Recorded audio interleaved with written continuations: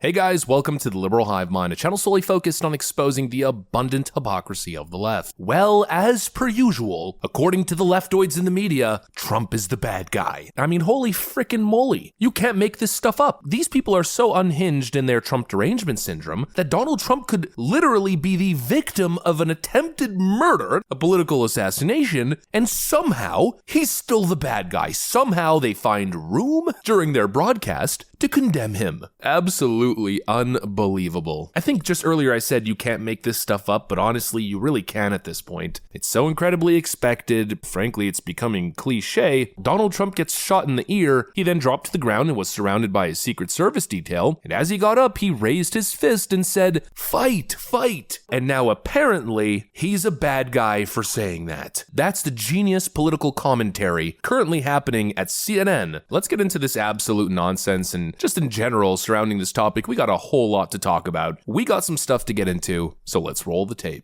All right, folks, so we all know what happened, and then you tune in to CNN, and this is what you're subjected to. I do want to say there was one thing that when I watched the tape, I found odd because of all of the heated rhetoric, and that is that after he was hit, former President Trump got up and said, "Fight, fight, fight."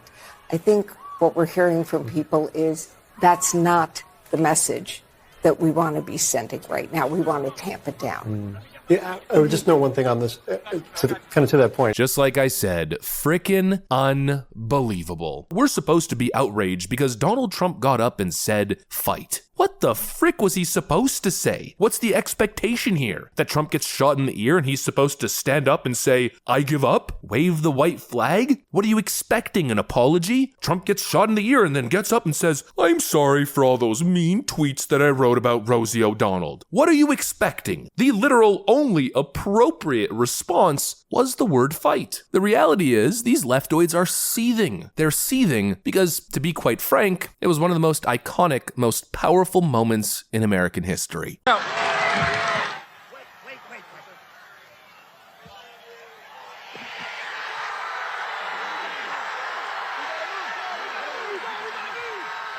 It's the stuff that gives you chills. I've watched that clip 35 times, and every time I stand up out of my chair and I start yelling. Look, maybe I'm a little crazy, but holy freaking crap, what a beast! Thank God he lived to see another day, and thank God for this man's courage and resolve. I mean, it's just incredible. And that right there is what they're scared of. That's why they're saying this kind of nonsense. That's why CNN initially reported that Donald Trump fell on stage, and that's real, by the way. Just take a look at the screen. They reported that Donald Trump fell during his rally in Pennsylvania. They were seriously getting ready to paint this as a dementia gaffe. Donald Trump falls on stage, just like Joe Biden. That's what they were trying to do. Of course, they later altered the headline once the backlash hit, but the reality is Democrats know how bad this is for them. The reality is they're scrambling to try to get a win here because they know Trump just got cast as a martyr. Trump is now the victim, but not in a cringe,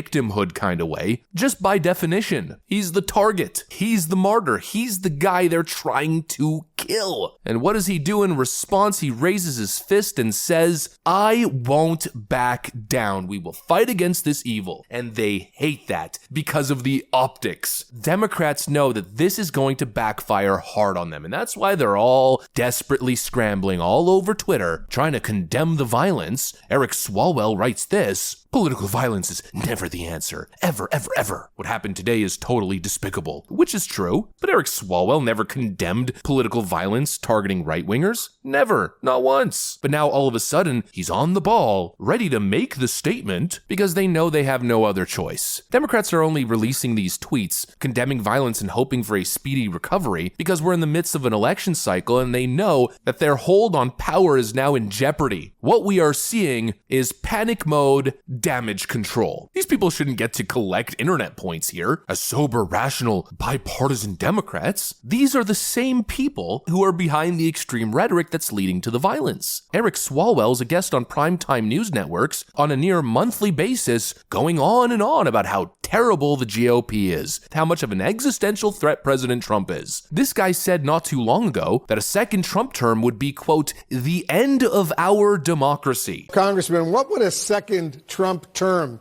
in the White House mean for the rule of law in our country?